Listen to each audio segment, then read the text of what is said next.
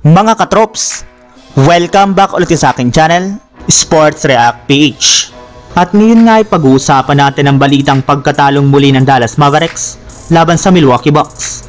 Pag-uusapan na rin nga natin dito sa ating panibagong video, ang balitang may gagawin pa nga na pong malaking trade, ang Los Angeles Lakers.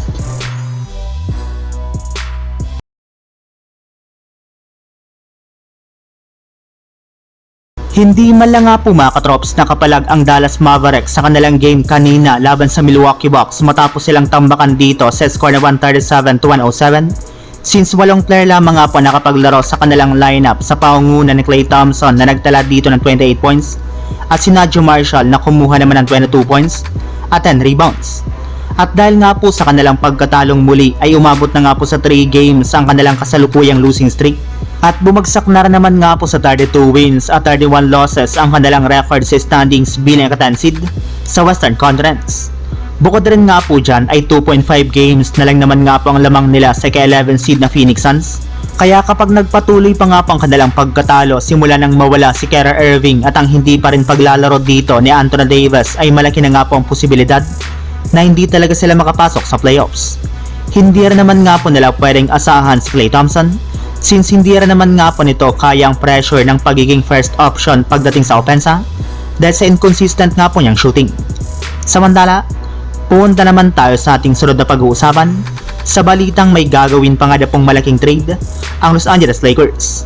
Isa na nga po mga katrops ang Lakers sa mga pinakakinakatakutang kupunan ngayon sa NBA dahil bukod nga po sa napakahigpit nilang depensa ay narito na rin naman nga po si Luka Doncic na patuloy nang nagiging komportable sa mga game plan at sistema ni Coach JJ Redick. Kaya may ilang mga NBA analyst na nga po nagsabi na hindi na nga po sila magtataka kung magkakaroon ng Lakers ngayong season ng championship run. At kasabay nga po ng paganda ng kalagay ng Lakers ngayong season ay sa wakas nagsalita na rin naman nga po patungkol dito ang kanilang team owner na si Jeanie Buss.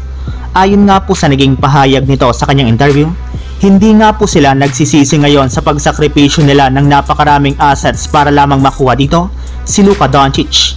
Ito na lang naman nga po ang naiisip nilang paraan upang mapa-improve nila ang kanilang lineup at maging isa nga po silang ganap na championship contender.